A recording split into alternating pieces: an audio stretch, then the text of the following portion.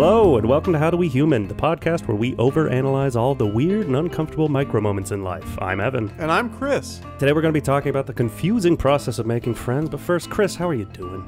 First of all, thank you so much for asking me that, Evan. I really appreciate it. What a week. Has it been? I would describe it as being 7 days long. Feels long for a week. It does feel long for a week. We gotta make those shorter. I don't know. I really haven't done very much with those 7 days. Perhaps why it feels so long. But one thing that I wanted to make sure that I got done so that I would at least have some sort of story for this episode Yes. was my debit card has not been working with the microchip. So anytime you go somewhere, you have to insert the microchip when you go to pay. And then it says there's an error. So you remove it, and then you try again, and it says there's an error. You have to try 3 times. You have to try 3 times before it says, all right, this is getting embarrassing. Just use the, swipe. And the magnetic stripe or whatever, that still works fine. But I'm required to have this embarrassing interaction at every cash register now. And it's been going on for like a month and a half, probably at this point. Which is kind of a problem. It's a lot. That's time lost. It is time lost. The thing is, I feel like, so since the whole idea of those, I believe, is it's more secure than the stripe. People won't steal because I've had my information stolen via card swiping before, which is a terrible crime. Yeah. Don't do it. But I've probably had 6 or 7 cards with the chip on it, and at least 5 of them I've gotten to that point with them where it's just like, nope, you're just gonna have to try 3 times. And the worst part for me is that the cashier is never on board with just like, oh yeah, you're just gonna have to try it 3 times. They're just like, do you want to try another card, sir? They immediately give you the like, your card's not good here. Yeah, I've been putting off calling for so long because I don't know what it is, but I don't like calling people who are not my friends or family. Understood. Even though whoever this is sitting in a call center answering calls all day long, but there's something about it where I feel dumb calling them and telling them what the problem is, because I've worked in, customer service jobs. As have I. And there are so many dumb customers. Yeah. And I don't want to be somebody that as soon as the phone call's over, they, take off their headset, they turn to whoever's next to them and be like, can you believe this guy? This guy's microchip wasn't working. He asked if there was something we could do to his account without sending another card. That's the thing. Yeah, my customer servicing was working in Walgreens, and there are just so many Walgreens specific dumb customers that you realize when you tell other people stories, like, they don't necessarily get what's so weird about it. It's like, no, but working there, this is an awful thing to happen. And so you never know when you're going outside of a place. Like, I know when I go into Walgreens, the things that I shouldn't do because the people who work there will think I'm dumb. What are the things you shouldn't do at Walgreens? Just as a little PSA. Because now I'm self-conscious about going into Walgreens. Okay, I will try to put a list together for you. Okay. And we can revisit this in what I'm sure at some point we'll do a customer service episode. Absolutely, we will. I will revisit this topic then, because I have nothing at the moment. I cannot wait. By the way, I did call them, and I've been putting it off for so long because there would be times where I'd be like, I can't do it right now. I have to go to work in like an hour and a half, and I don't want to be tied down to this phone call. But I called them, and it took 5 minutes, and now they're sending me a new card. That's awesome. Yeah, it was a complete waste of my time worrying about it. But now I have a question for you, Evan. Oh. How you doing? Oh, it's so kind of you to ask. I'm doing good. It's also been a long week, but I've also not been doing much. The bane of my existence right now has been that there is a tiny little mustache hair curling into my mouth. And I've been meaning to clip it for 3 days, and I haven't yet, and I'm feeling it right now.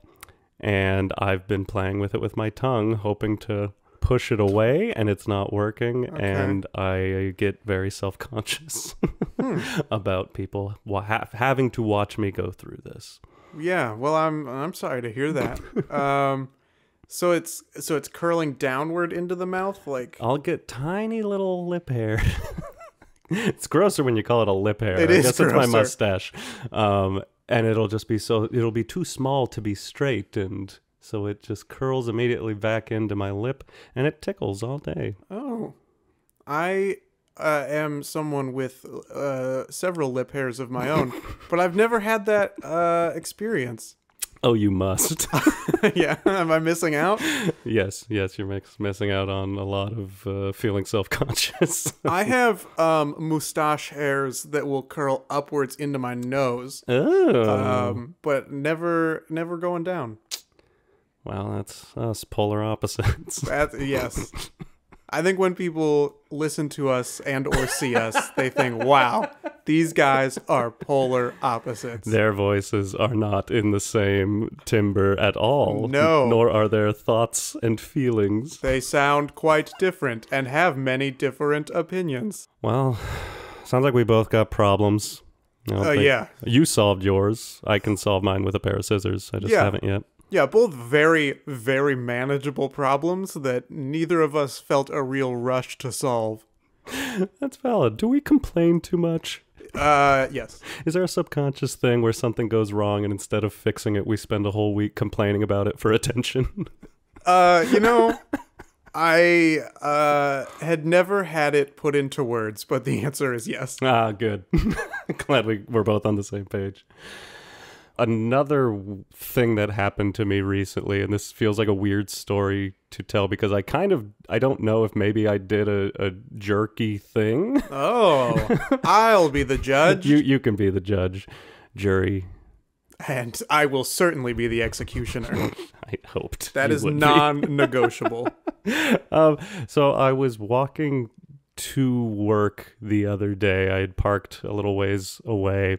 And in walking there, I stepped in some dog poo-poo. I don't know how explicit we want to get. I'd stepped in it. The verdict is in. That was a jerky thing to do. Executioner, get back. Please wait and let me finish the story. So I was like, you're kind of doing that thing where you're walking and trying to just like scrape it off your foot as you're walking. And I look back at it and I'm like, it's just all in there. So there was some grass nearby and I went over to the grass because I'm like, that'll kind of get in there more. I can wipe it off a little bit better. So I'm wiping my foot off in the grass and this guy who's driving by in this giant truck stops, rolls down his window, and he says, I don't remember exactly what he said, but something along the lines of like, yeah, good job, man. Like, good. Like, this neighborhood's like turned to shit. Like, good on you. Good job. And I didn't know how to respond. I just kind of smiled and nodded my head, but I think he was like goading me on like, yeah, like wipe your foot in their grass because they let the dog do that. Huh.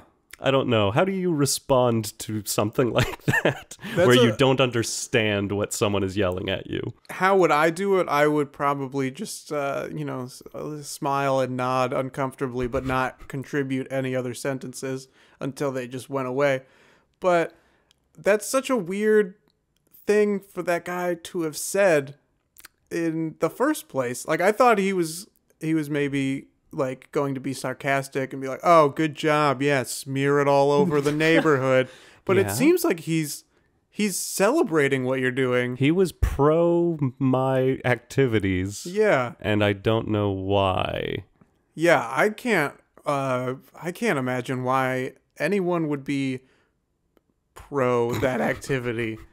I think the way I put it together in my head, I got the impression he was very anti-people not picking up their dog's poo. Sure. Understandable. I think many of us are. He was very upset that had been going on in that neighborhood, and maybe he thought I was intentional, like I intentionally stepped on it to show them what's stick what. It to the man. That's the impression that I get. Huh. Fun fact about me, I have never stepped in dog poo. What? It's never happened. What? I can't wrap my mind around that. My foot has never found itself in the midst of dog poo-poo. Do you just like stay indoors and immediately jump on your Segway? That's correct. That's why. The tires of the Segway are filthy with dog crap. Covered. But my shoes are squeaky clean. Well, aren't you something? I've stepped in a lot of gum, but never dog poop. I don't have anything to say. You've blown my mind. Yeah, I see it happen all the time in like pop culture. Like some character steps in dog poo and they're like, "Oh man, what a relatable moment," but not for me. Because that's never happened.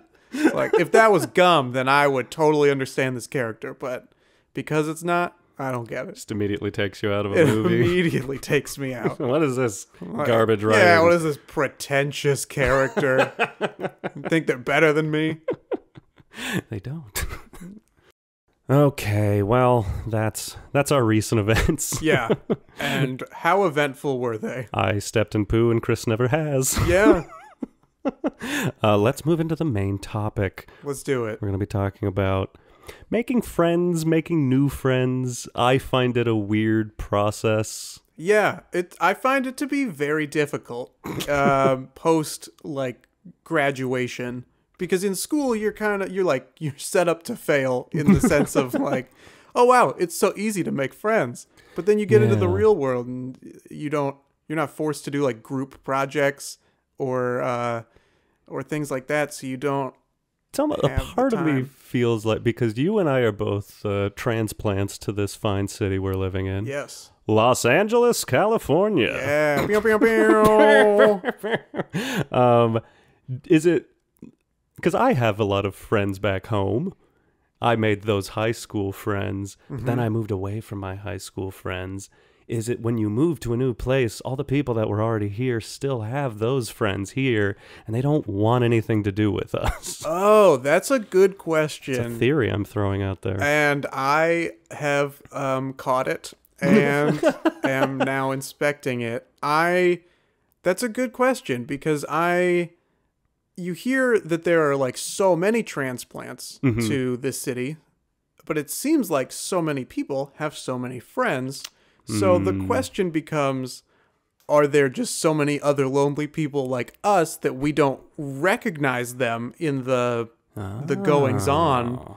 Or are we the only two people in Los Angeles who find it weird to make friends? It seems possible that it's just the two of us. Maybe unlikely. I'll be honest, not the answer I was hoping for. But we found each other. Yay. We're friends. Yeah, there's also, I don't know if you've felt this way. How long have you lived in Los Angeles now? About 3 years, I believe. Okay. This is my 4th year, I think. So right around the same amount of time. An old pro. Yeah, I'm a veteran of the game. And what I've found to be true is that a lot of people in Los Angeles have like kind of friends. Yes. Where it's like everybody's very flaky and they'll just like go with whatever the best option is. You know what I'd call them? Connections. Yes. That's people in LA have connections. Yeah, connections that they sometimes go to the bar with. Any single one of us might be a very famous screenwriter. Yeah, you never know. Yeah, that's valid.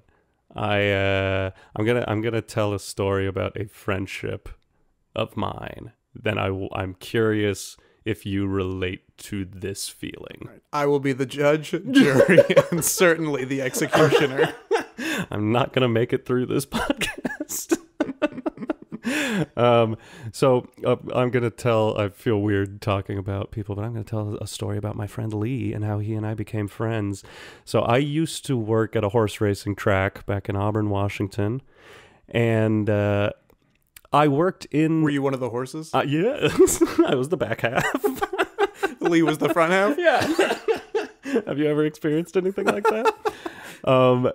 So I worked in like a TV studio And it was really like 4 of us that were in there throughout the day. And I became very good friends with all of them. And Lee was not. Lee was a camera person, and he would be out in the tower. I would see him for maybe 15 minutes every day. Like a Rapunzel situation up in the tower? Yes. They have camera towers, so you're up in a tower with your camera. So I suppose a sort of Rapunzel situation. Okay. Had he the hair, that is how we would have befriended one another. But alas, he does not. Anyways, I'm...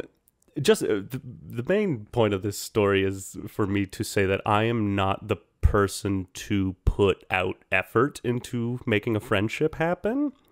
Lee, on the other hand, my God, just immediately off the bat, got my phone number from a mutual friend of ours, texted me and asked me if I wanted to hang out, and just took our friendship into his hands, and we've been delightful friends ever since. That's the dream right there. So you agree that like it's I don't know, I have a very hard time throwing out it feels like dating and going like it almost feels like you have to say the sentence like, do you want to be friends? Yeah. Yeah, like, what is this? Where is this going? And Lee was that person in my life. He reached out to me and said, do you want to be friends? And I was like, oh, yeah, I do. I'd love to. I want to be friends. Yeah, I similarly am not the person that puts forth a lot of effort. In college, my last year, I was one of the writers for the university like television station. Well. Yeah, very prestigious. But there were people in that station that I was like, oh, I think I'd like to be friends with these people, but I had no idea how to go about doing it. And I had one friend, Abe, who sounds a lot like Lee in that he can kind of just be friends with anybody and will like make the effort. But I was like, man, how am I going to be friends with these other people? So I felt like I had to trick them. I had to do something where like I was going to be such a good option for a friend that they would have to come to me. I get that thought process. Yeah. And the way that I went about doing it was because I had to, usually when I want to like make friends with somebody or get somebody in the near vicinity to talk to me, I'll talk a little bit louder about something that I think could perhaps invite that other person to say, oh, what's this you're talking about? Yes. And so one day in one of the station meetings before it was getting started, there was this website that my dad had sent me that was basically like every week they would put up like 5 mugshots and 5 crimes, and you had to match which crime the mugshot was. I've never heard of this. Attached to. Yeah, but I'm gonna look it up in a little bit. And waste some time on there. Yeah, for sure. It's I mean, some of them are like, oh, I don't know who would have committed Grand Theft Auto, but some of them are like, oh, assault with like with their shoe or something like that, or like beat somebody with a frozen fish or whatever it is. The wacky crimes make it more fun. But so Abe and I pulled it up on my laptop and I was engaging Abe in this venture and was making sure that I had an elevated volume while doing it. And suddenly everybody wants to take place in this game, and that established enough of a connection where then I could feel like I could talk to these other people without it being like, who is this stranger that has come up, and how dare they want to be my friend? Isn't that weird? That like, what a silly feeling, but oh man, I relate to that. Like, yeah. No one wants me to go up to them and talk to them ever. Yes, exactly. But I don't know. I like it when people come up and talk to me. I think maybe not. I just said it. I hadn't thought about it. Yeah. Part of the reason that I think I don't put forth a lot of effort is that there are plenty of people that I don't really think I want to be friends with. It's a lot of that. And so I think that just kind of affects my effort towards anybody. It's easier to not do things. For sure. You know what that makes me think of is like we need to tell the story of how we became friends, which is literally the least amount of effort from everyone involved. We don't have to get into the nitty-gritty of it. We were taking a class together. Yeah. And you, me, and our mutual friend Derek were all just people who show up to things roughly an hour early. Yeah. And I think all of us were expecting, like, I'm going to be there an hour early. No one else will be there. Yes. And I will just be alone for a while. Yeah, for sure. And it turned into like, okay, I guess the three of us are just going to spend an hour together once a week. It was like forced hangouts. Yeah, it was. It worked. And it worked. Look at us. Yeah. Now we're talking to the top half of each other's faces. Yes. That was the dream when we first met. I was like, I would love to just sit down across the table and talk to the top half of this man's face. I'm going to peek over a microphone and pop filter. Yeah. And look into your eyes. Try to read what you're thinking. Uh-oh. Uh-oh. There are definitely times where I've felt like, okay, I'm going to make the effort. I feel like it's every other year or so, my like New Year's resolution or whatever is to like put myself out there more. Adventurous. That has never been a word to describe me, but I keep trying to force it on myself. Like, this late in the game of who I am, let's change it all up and make sure that I come off as adventurous. But there was recently, like last year in March, I had gotten a new job and they sent me to the corporate headquarters in Texas to like do different trainings and get oriented with the company, blah, blah, blah. And so even though in my specific group, it was only like 20 people, day one is like 100 to 200. I have no idea. I am so bad at gauging how many people are in a room if it's over like too. 12. Can't do it. It could have been anywhere between 100 people and 500 people, and I would not be surprised. That was roughly 3,000 people there. I'm also bad at gauging that. But the whole first day is like the company's culture and how we all love each other and we're all very respectful, blah, blah, blah, blah, blah. And there's an hour break for lunch. And there was only one other guy out of those 3,000 people. There was one guy that I knew because he came from the same branch as me. And it was, so the cafeteria is these long tables. Okay. So you're going to have to sit next to other people. That's tough. Yeah. A circle table, you can kind of get away with I'm here by myself. Absolutely. But the long table, you really can't. Yeah. And so the other guy, Matt, he would spend that hour time, like 20 minutes eating his lunch, 40 minutes outside, like vaping and calling his wife. So that put me in an awkward position of now I have to like try to meet these other people. And there was somebody that I had made like an under my breath snarky comment to earlier in the day. It's the best way to make friends. It really is. It is my full strategy. If I can't trick you, I'm just going to say snarky things to you until you laugh at them. And she did laugh. Good. And so I saw her and some other people sitting at a table, and I was like, okay, I've forged that connection. I made that snarky comment. I'm going to sit down with these people. And we just had that whole seminar about how we gotta, respect and love each other. Absolutely. So this is the perfect environment. So I sat down at that table and, I asked them, hey, can I sit with you? I didn't just drop down my meal and take a seat, but they were like, yeah, sure. And then they barely spoke to me the whole time. Ooh. It was very awkward because I would ask them questions sometimes to like try and remind them like, hey, I'm here as well and would love to be a part of this. And they would very, give short answers and then move on to whatever they were talking about. That's the nightmare. Yeah. I lived it.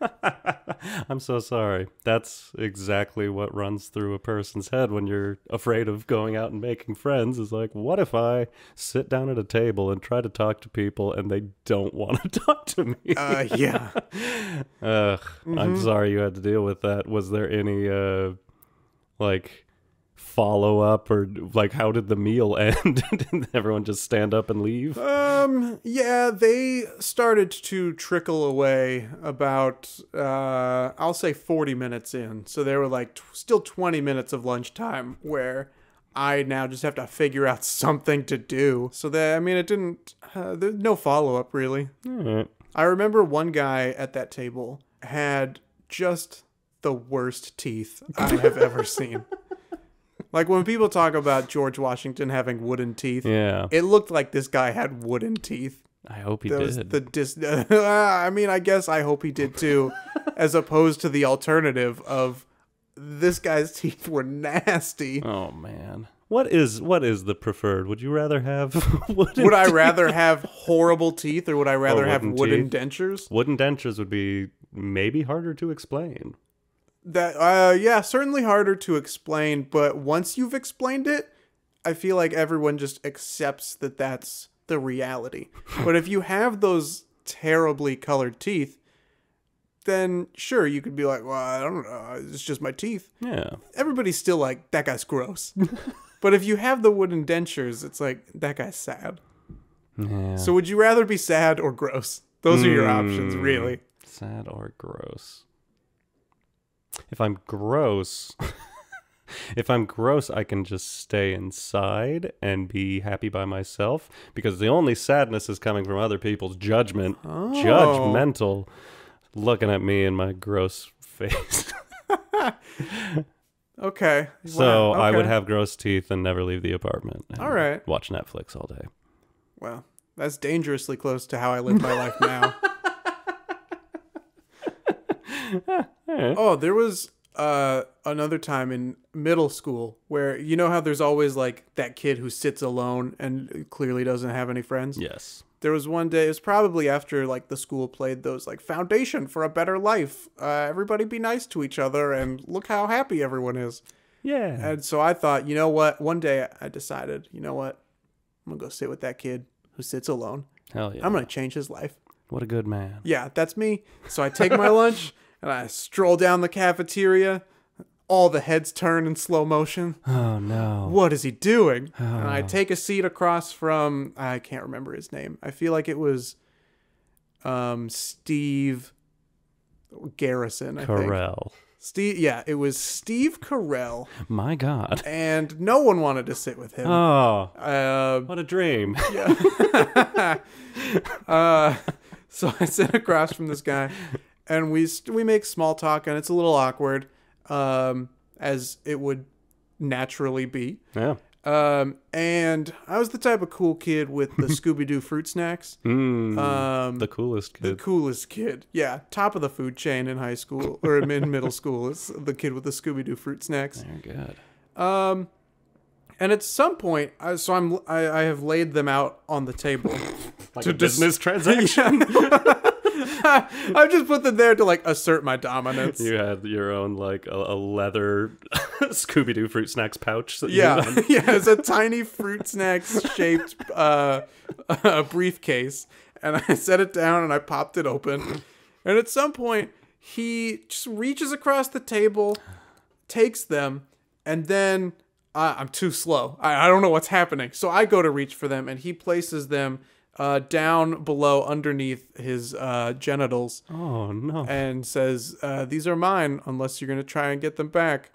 And I said, that's all right.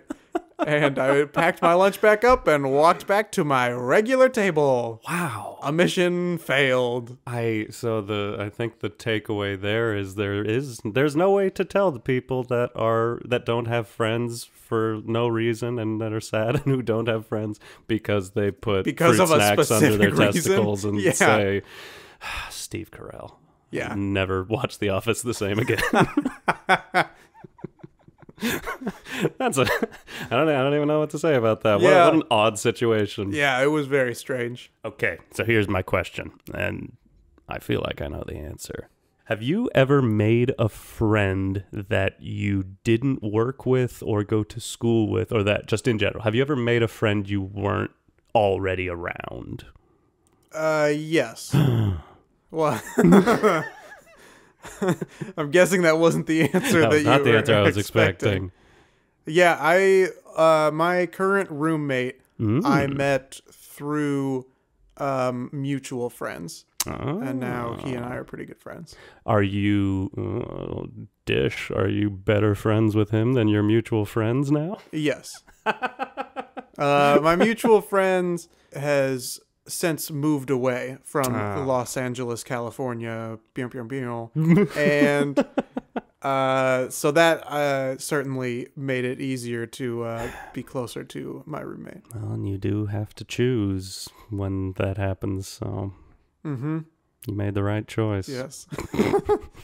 So have you not made friends outside of school and or work? Or living situations. Because when I first moved, I used to live in Seattle. When I first moved there, it was a house with 12 people living in it. Oh my God. None of which, well, I had my roommate I knew, but none of the rest of us knew each other. It was very the real world. Yeah, that's exactly what I was gonna say. Yeah, that was an experience, especially like I moved there. I lived there between the ages of like 18 and 20. A lot of underage drinking going on. It was a very silly place to live. So I made friends that way, but I don't count that because again we were kind of forced. Yeah, that was maybe the most authentic like friend making experience. Was just suddenly living with a bunch of strangers. But yeah, what do you think would be the way to make friends for us going forward? Or do you think is it a Seinfeld situation where we don't need any more friends, we have the bare minimum? I've always kind of felt that. The thing is, I while I say I don't put in the effort to make friends, I don't mean this as a brag. I got a lot of friends. I got a lot of great friends, especially back home in Washington State. I got a lot of people who I'm very, very close with. Again, most of the Seattle friends I have are just due to my good friend Anthony, who was a coworker at the time, just introducing me to all of his friends. So again, making friends through someone else's efforts. Yeah. But I don't know. I think people just go to like bars and meet people and become friends. I don't know. Maybe I'm making that up. Maybe they don't. You know what? And that's what I've wondered too, because it seems like, you hear that people go to bars and they make friends that way, but I've been to some bars and it seems like many people are either closed off in their own group already, yes, or the music in there is so effing loud that how could you possibly make friends? People do it. I've only been to a club once. I don't know if you've ever had the experience. I have been inside a club for about 2 minutes. Yeah, and then you got the vibe and was like, oh, this isn't me. It was the same day that I met my now roommate. Oh, you met a friend at the club. No. So here's, I'll run through this story quickly, I guess. But it was the second day I had moved to LA. Oh, cool. And my mutual friend I'd gone to college with him, and so I had reached out as I was preparing to move, saying, what kind of advice do you have for these different things? And so he invited me to go, out on the town with him. Hey. And he lived right by the Glendale Galleria. Oh, how nice. Yes. And so we went to that area. It was him. So his name's Alex. Another Alex. Yeah. Myself, someone named Joe, and someone named John. John being my now roommate. Okay. And so we had all met, or I met Joe and John. And so we were going to go figure out something to do. And so Alex wanted to go to a bar. And so we were checking out some different areas over there. And there was this like line of people outside this like new place called Giggle. And which is a hilarious. It made me giggle. A hilarious name. But Alex is like, man, I really want to. Let's check this place out. And so we go there, and it's hard to be serious about a place. Yeah. Man, have you been to Giggle? Man, I'm just dying to go to Giggle. You gotta go to Giggle.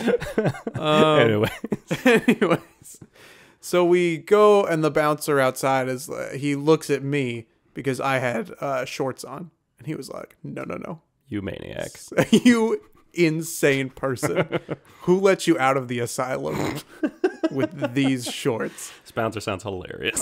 Well, he worked at Giggle. No, but so I was like, okay, I guess we can't go into this club now, which is kind of what I wanted all along. Yeah. But Alex refused to be deterred from this establishment, and so we went back to his apartment. He lended me some pants. Great. And was like, here, wear these. We'll show them. So then we go back to Giggle. Then we have to pay the outrageous cover charge. Yeah. We walk inside, and almost as soon as we have walked in, everybody looks at us. And we just kind of, make our way through the crowd, and the music is like thumping pretty hard, and the lights are flashing. But through all of it, everybody's just like, what are these four people doing here? And it didn't help that John and Joe are both over 6 feet tall. And everybody in that club is Armenian.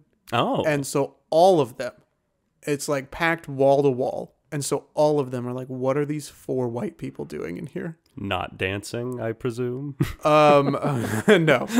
We were like trying to figure out where we belonged. And the answer was nowhere. So about 2 minutes later, we walked outside and we went to like a taco place down the road, I think. But it was a very uncomfortable experience. But it meant I was bonded to them for life. Hey, that's the law. Yeah. That was the curse the witch put on us. People do it though. People go to clubs. People make friends there. People make friends through dance. I don't think they need. I don't think they need. I have never words. heard people make friends through dance. Am I wrong? I think people go to clubs. Nobody can hear what anybody is saying. Dancing happens, and certain people, it's not always like a looking to hook up sort of thing. Sometimes it's just like people who enjoy dancing, and I think people who have similar dance styles just meet, match up, and just spend the night dancing together, and they're friends for life. Huh. Bonded forever through the art of dance. Do you enjoy dancing in public locations? Enjoy is not the word. Here's I've got a weird. You've touched on a weird point in my head. One of it's the grossest sentence I say about myself. I feel very uncomfortable dancing in public, but I'm very good at it. Whenever I do, crowds form. People tell me what an amazing dancer and what great rhythm I have. I'm very fluid. Okay. Well, in that sense, then we are polar opposites. Meaning you love dancing in public, but alas. I would love to be able to dance in public. Let's put it that way. I have very little rhythm. I have some. I don't think that I'm the worst person on the dance floor, but I certainly look on my face like I am having the worst time. I cannot hold a natural smile while dancing. Ooh, yeah, that's I never think about, that's like expert level dancing, is controlling your face. Yeah. I don't know that I do that. Maybe. I am sure I look constipated while I dance. But are you? Only sometimes. Oh, well. Yeah, I've never thought about it. I don't know if I smile when I dance. I'll have to dance in front of a mirror. Yeah. Or with friends. Oh, but as we have learned, Perhaps perhaps the mirror will be easier. What have we learned today, Evan? Well, that's a wonderful question. We've learned that, I mean, really what we learned is that neither of us put any effort towards making friends, and you don't have to, other people will. So yes, but I think that, or at least this is true for me, I feel a bit of envy towards the people that can put forth the effort. So, it's worth trying. Well, as I feel like my stories have pointed out, it's not always worth trying. Sometimes people just don't want to be your friend. That's true. Hey, there's no change in those people. Yeah, you're right. I don't know what I learned. Wiping dog shit on the grass can get an audience that loves you. Yeah, I think if there's one thing to take away from today, it's that smearing dog poo-poo is the one way to gain a new friend. I didn't even think of full circle. That was a friend I made, wasn't it? Yeah. And even the friends I don't know how you'll ever find him again. But I assume the same action in the same spot, like the bat signal. Bat signal. I will summon him. I'll go, good job, man. The hairs on his arm are going to stand up. Wait a second. He's back. Sticking it to the man. Oh, this town. Yeah, so I guess that's what we learned. That's what happened. Did you have anything to promote? Oh, sure. I can always, promote myself. Follow me on Twitter at Chris_Binning or on Instagram at Chris.Binning. Ooh. Yeah, very difficult to get consistent handles. It is. You can also subscribe to my YouTube channel, Sassy Milkshake. Oh, how nice. Yes. You can also find me all about town, dressed in various bird costumes, hoping people will feed me bread. Oh, how nice. Yeah. You're easy to spot then. I am easy. I'm the bird that's considerably larger than all the other ones. Do you have anything you'd like to plug, Evan? Sure. I'll plug my Twitter at Evan Cox Arquette because I'm a child. And I haven't brought myself to change it because I think that's very funny. Or my Instagram I hardly use, which I believe is at ecox3, which is clearly a handle it's all I could find. Okay, yeah. Been there. We'll get our handles straight across the board at some point. It'll be very exciting. Yeah. I don't have an exciting YouTube channel, but you can find me online. I've been making my own toothpaste out of things around the house. Okay. And I'm selling that online. What are the things around the house you are using to make toothpaste? Oh, water, toothpaste. It's just watered down toothpaste? Okay, forget I said anything. Okay. Well, that sounds great. It sounds like it would work really well on wooden dentures. All right, well, that's all I've got to Okay, bye. Okay, bye.